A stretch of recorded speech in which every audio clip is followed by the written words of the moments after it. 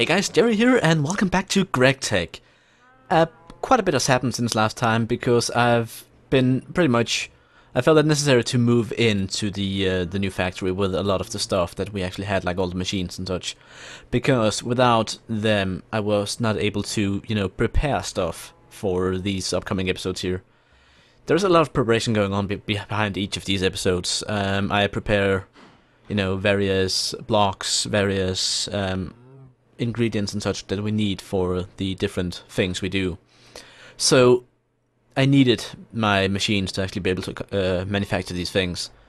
I have also made, what you can see here behind me, the Jericho Industries Incorporated Research and Prototyping Facility notice board. So at the moment, if I turn around here, we can go over and have a look and we see production goals. What we have right now of production goals. We need to make an industrial grinder. The industrial grinder is the grandfather macerator. It really is the big one in terms of grinding stuff up. Basically, what you're meant to do, as far as I can tell, is that you put your ores along with a special grinding reagent in the industrial grinder, and then you get a bunch of stuff out that you can then refine in various bits and pieces. There are some things that are worth grinding up in the rock crusher rather than the industrial grinder, but we'll get to that once we actually have one. The next goal on the list here is the Industrial Sawmill. The sawmill basically saves us the hassle of cutting up logs with the saws, but it also gives us extra wood for each, so that's really good to have. And finally we have the biodiesel production facility, which I've been mentioning before. I have all the stuff prepared for it, I just kinda need to set it up. Later on we have the second line here, which is first of all organized fuel storage facility, so that we can get all the creosote oil and other fuels that we have actually stored in some sort of reasonable fashion inside. Then we have the power plant conventional fuels, which is pretty much what we had before, we just need to set up in the new factory. Then a bit later on down the line we need to make a nuclear power plant, and then as sort of an end goal for GregTech really is the fusion power plant. That's sort of the main reason, that's the ultimate end goal for GregTech, pretty much, fusion power. So, very far away, a lot closer, pretty much in sort of that order. All of these things up here I have pretty much prepared that we can set up immediately, whereas these down here require a bit more effort to reach. So yeah, everything's kind of been arranged in that order, and I feel like it makes quite a bit of sense to have this sign here, just, showing what the company is all about, what we're trying to achieve. So, let me give you a brief tour of the facility now that I've set up a couple of things. First of all, beds, because I was tired of running over to the old house to sleep all the time. We have my MFE in here, which as you can see has a bunch of power being generated. That's from the solar panels up top. I think I have a grand total of 12 solar panels up there right now. I've been making a bunch more, and I've actually been leaving the server on and gathering some power so I could actually make more solar panels. Purely for so I can actually, have some power when we do these recording sessions. So in here, as we saw last time, I set up this bit over here with all the metal shaping. I also now have a separation station, I call it, which has the macerator, the centrifuge, the extractor, and the compressor. Then over here in the corner, kind of hard to get to, we have the smelting station, furnaces, and the yellow smelter. These two furnaces are both connected to this chest, so they output automatically. I felt that was kind of convenient. We have the blast furnace, as we saw, set up right here. It's been doing a good job doing its thing. And then in here we have the miscellaneous machines. So we have the chemical reactor, the canning machine, and the assembling machine. These are in here because that's where I had room for them, and I already had the bat box. I have also moved the electrolyzer in here so that it has its own power supply. Later on we're gonna have the industrial sawmill set up here next to it. The sawmill doesn't use that much power, which is, I think, which is my reasoning why it can share with the electrolyzer. Then in here, this rear room here, eventually we're gonna have the industrial grinder over here, and then I think I'm gonna move the rock crusher up here, and then we'll set up the steam in the basement to this place. So yeah, that's what's gonna happen. Now, to actually make some of this happen, I have a bunch of stuff. I have, if we clear the crafting grate here, you can see, I have prepared 3 Buildcraft pumps. These are needed for a lot of different machines, sort of as an ingredient. None of these. We do need a vacuum freezer at one point, but we need one for the industrial grinder and we need one for the industrial sawmill. Or we need two of them actually for the sawmill.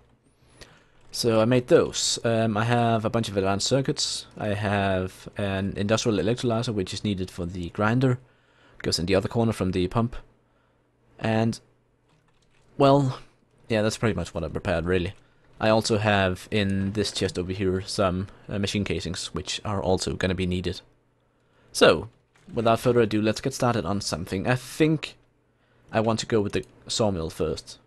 So if you look at the recipe for the sawmill here, it should be, what's it? Yeah, in the back here. So we need to make diamond saw blades. Now, diamond saw blades are very sharp, oddly enough, but what they require is cobalt brass gears and small piles of diamond dust. Each of these saw blades requires one full diamond dust. The small pile and the tiny pile are two different things. The small pile is a quarter of an ingot, whereas the tiny pile is 1 nugget, so 1/9 of an ingot. But cobalt brass, we need a total of 1, 2, 3, 4, 5, 6, 7, 5, 6, yeah. We need 6 ingots of this stuff. I think you can only make 9s with the recipe for it, so let's just quickly go all the way back to the recipe, find the dust.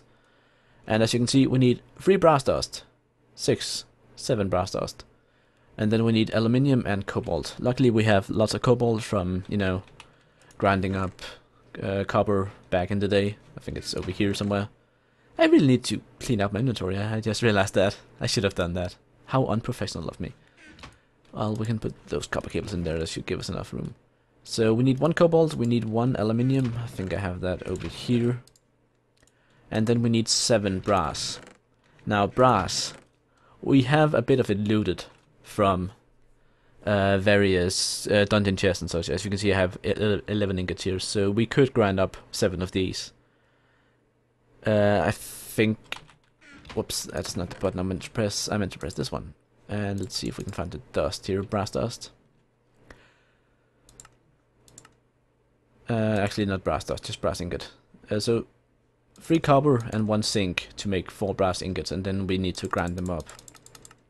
Using the yellow smelter is more efficient than combining the dust, so overall it will be just as efficient for us to just grind down what we have. So toss that in there, and that's gonna take a little while to finish.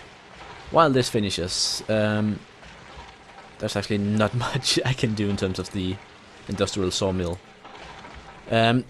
If you're wondering why I've been searching for overclockers recently, it's because you can make these overclock upgrades and apply them to pretty much all the different machines.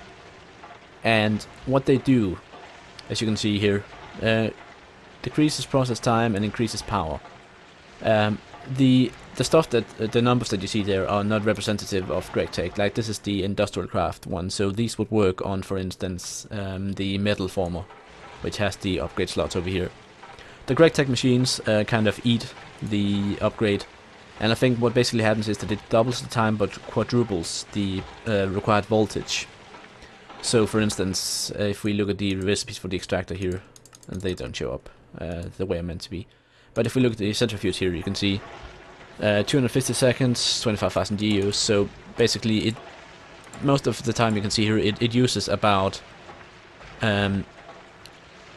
yeah, what does that amount to? 100 EUs per second, which there's 20 ticks on a second, so that's 5 EUs per tick.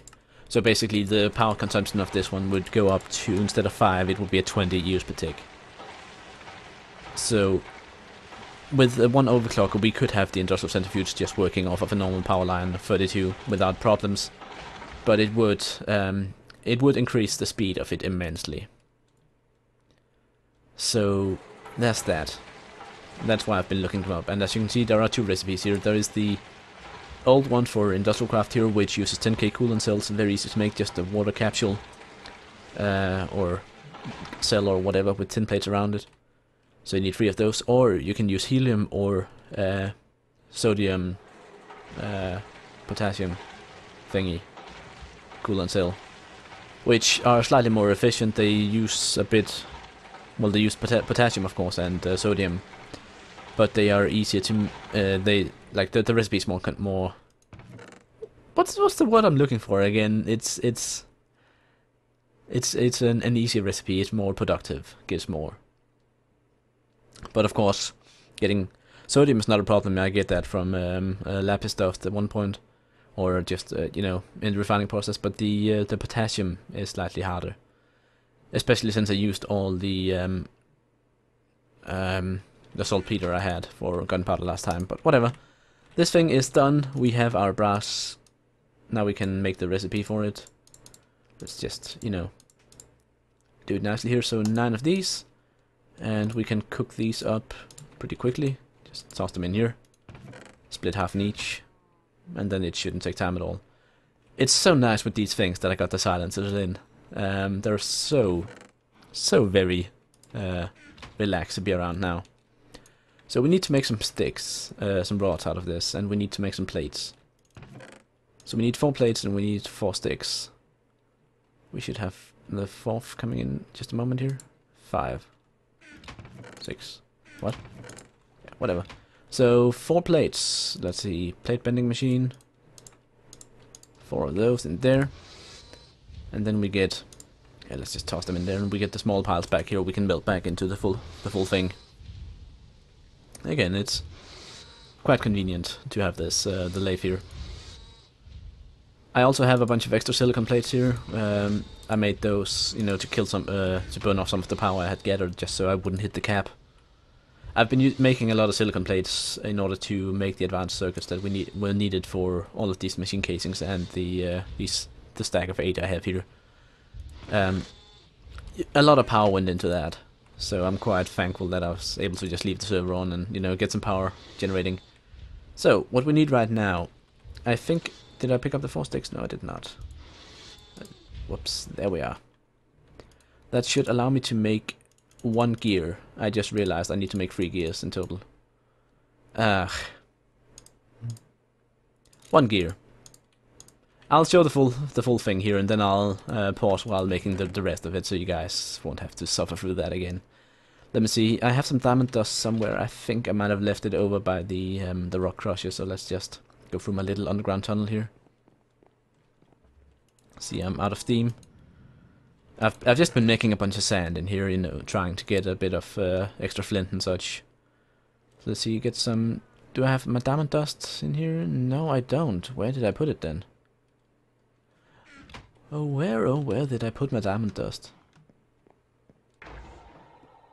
I'm sure I have it somewhere. It's just a matter of, you know, locating it. There we are. So 1 diamond dust here. See if we can split up into 4 piles. Yeah. Then we can put this one here. Toss some diamond dust on the side. And we have a diamond saw blade. 1 of 3. So the diamond saw blade is needed for the extruder, which is like the universal machine that we can make later on, which makes metal working a lot easier, but not cheaper, but easier. So that's basically at the point where you don't really care about the efficiency anymore.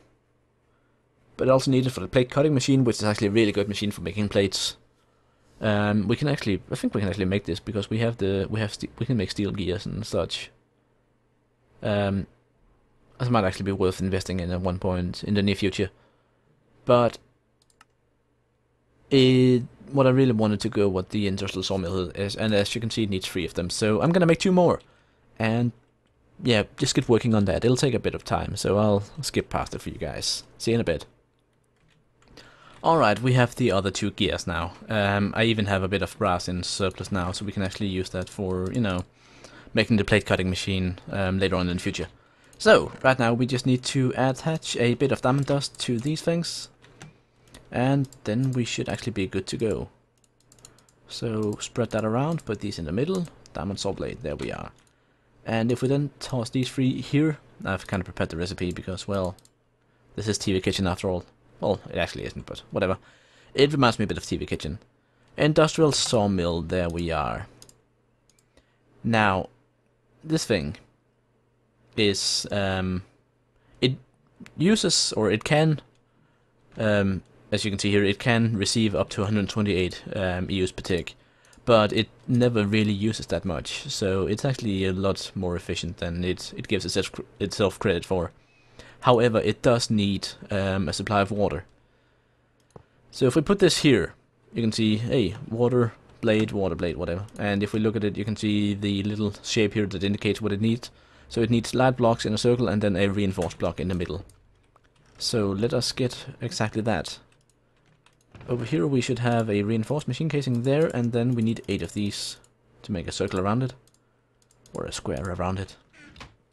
As circle as Minecraft gets. And once we do this, it should start showing green. Yep. And now you can see all the recipes here. So we can put in pretty much any log you can think of, as well as a water cell. And then it gives you out 6 planks, wood pulp, and an empty cell. So this thing, it fills up really quickly if there's no sort of automation on it. Which is something that we really, really need to do with it then. Like, we need to make some sort of system to automatically fill the water cells again. We need to make a system to, you know, filter out the cells so they go back into it with water in, and then we need to get the planks and the sawdust to their respective locations. But we also need some power. Now, in general, I like to keep these power lines, you know, at a height where I can easily walk through them without any problems, so this should do the trick. And if we just want to quickly test it, I'm gonna go... Let's first of all grab some empty cells. I think they're over here. Yeah. Then we need some logs and some water. Now we have a little fountain down here, which should be easy enough to fill from. There are a number of machines that allow you to automatically fill these cells, one of which we will be crafting in just a moment. But for now, I just kind of want to test the thing. So let's see, what's something that we kind of want a lot of planks of. Let's get some spruce. We haven't really been farming much spruce. We haven't even used much spruce, but again, just to kind of show it off. So we put the water in here, we put the spruce in there, and then it starts working. Sucks up a bit of power, uses about 32 EUs per tick. As you can see, time 10 seconds. Max energy 30, yeah, alright, so it's not that bad. And if we then update it for a moment here, you can see wood pulp, spruce planks, and altogether, like, everything added up. This is first of all a pretty good way to... it's the best way by far to get extra planks from your stuff, or from your logs, especially if it's a log that you don't really... Like, if it's a log that's not fun to farm, like some of the forestry ones are. Some of them only grow really, really tiny trees, some of them barely give any saplings back, so that you don't really want to farm them that much, and then this is an easier way to get a lot of planks. So we get the cells back, we get some wood pulp, and we get these lovely planks. Now the wood pulp, of course, can be used for fuel, or you can compress it into a wood plate, which is equivalent to pretty much any plank. Apparently you can also use it to make the silence upgrade, rather than plastic. And with forestry, it counts the same as sawdust from forestry, so you can make paper and such with it. Actually, sawdust from extra trees, I think it is, to be honest. But yeah, you can also just toss it in a generator and get rid of it, which is exactly what I'm gonna do, since we don't really need it. Alright, so we got the sawmill set up. Now we need to find some way to automate it, and that means we need to generate water. Now, there are a number of different ways you can do this. GregTech, as far as I know, does not have a built-in way of doing this. I might be wrong. I might be very wrong. But I really don't believe that GregTech has a way of doing this.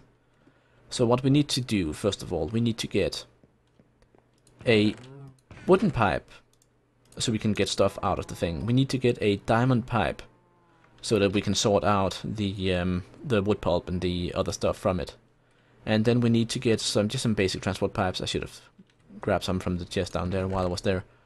Let's get some diamonds here. We need a piece of glass. I don't have any glass. I do have glass over here. Alright.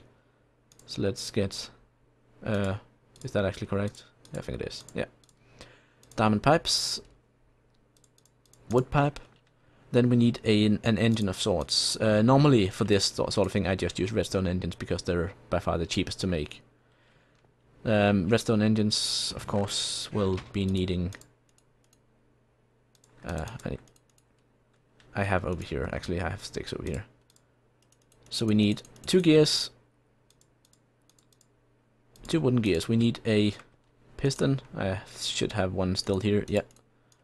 We'll need one piece of glass and some extra planks, which I hope I also have over here. Bam, bam, bam, and wabam. And then finally, I need to make a lever of sorts, so I need a piece of cobblestone. I should have that in my digger's backpack. Nope.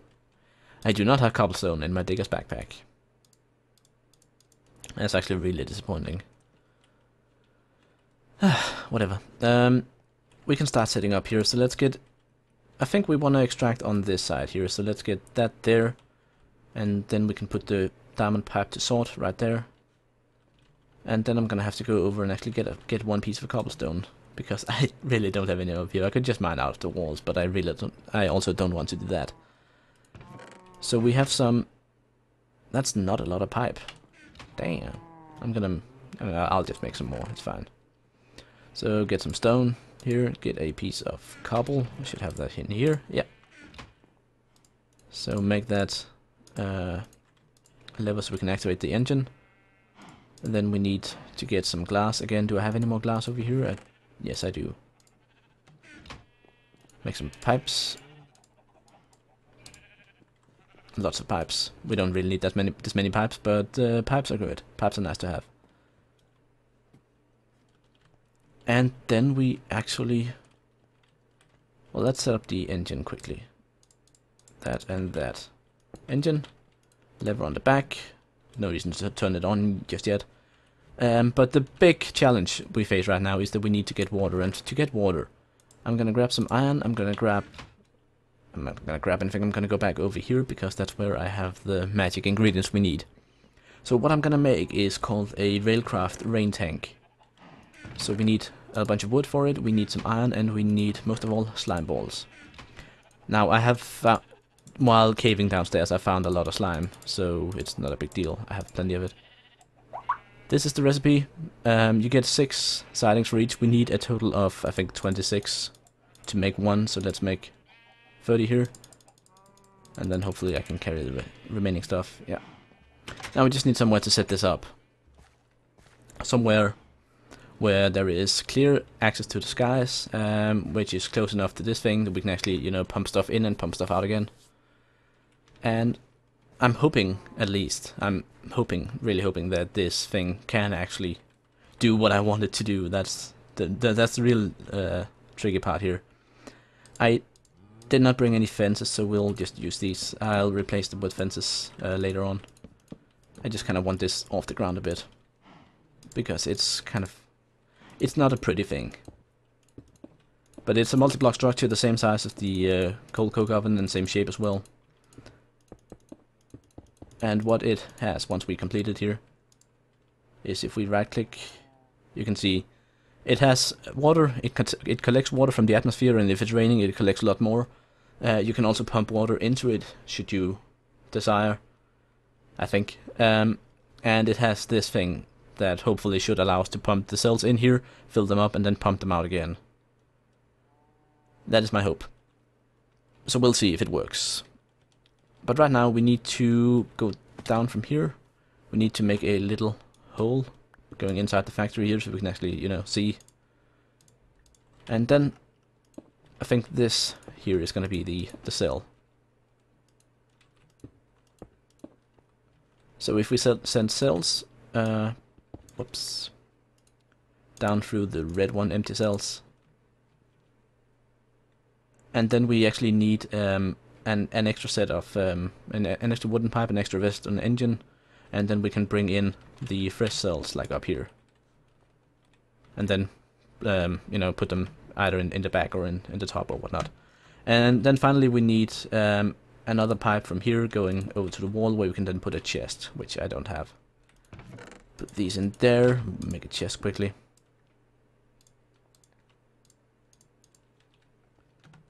Made an extra chest because why not?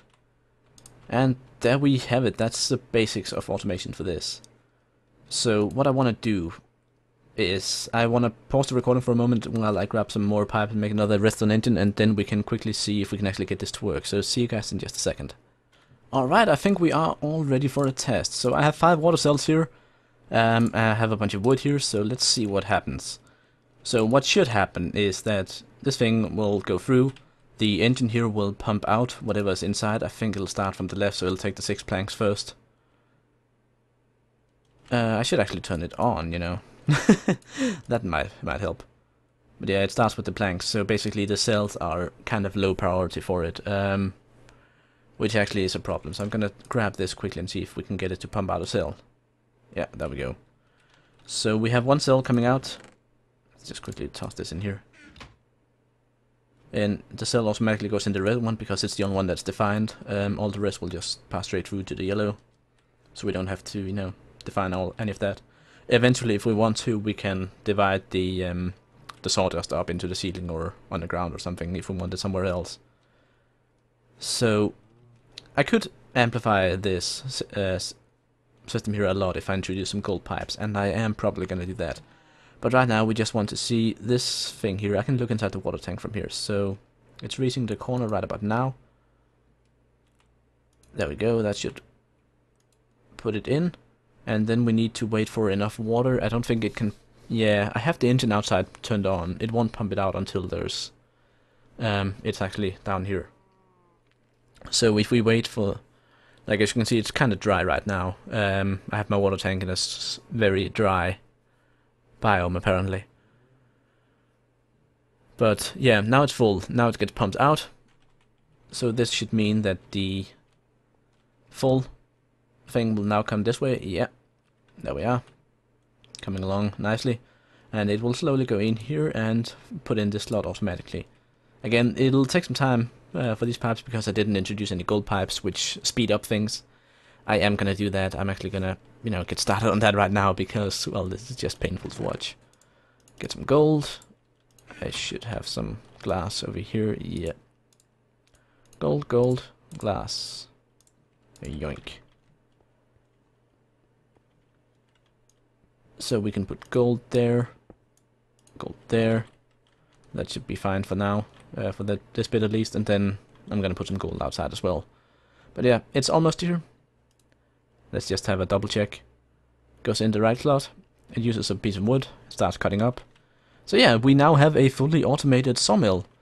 It's not a fast worker by any, you know, by any definition because, well, it's only powered with redstone engines. I know that the Buildcraft pipes and such can be quicker, but again, now these engines are actually woken up. It's a bit more efficient. Cells get out, they get filled up out here, so as long as we're not using it, this one will just build up water, especially when it's raining. But right now there's no rain, so it's not building up water, but it will do what we want it to do, and that's really all we can ask for it. If needed, I can always toss in a bunch of extra water cells here. I'm also gonna examine ways to potentially add more water to this thing, and also, you know, check out other ways to collect water, but I think the rain tank is by far the most reliable that I have in this mod pack. Stuff like Mine Factory Reloaded also has water collectors. I know that Railcraft, or not Railcraft, Forestry has one as well, but the Forestry one I think only works when it's actually raining. And this one out here can actually contain 400 buckets of water, so, you know, if I don't use the sawmill for a while, then hopefully we can have this tank fill up quite nicely. But yeah, with that I think we're gonna leave Jericho for now. It's been a good bit of fun building the sawmill and actually setting up something that's fully automated for once. That's sort of something I've been looking forward to. And hopefully we will be doing more of that very soon. So until then, I'm Jerry, this has been GregTech, and I really hope you enjoyed. Bye!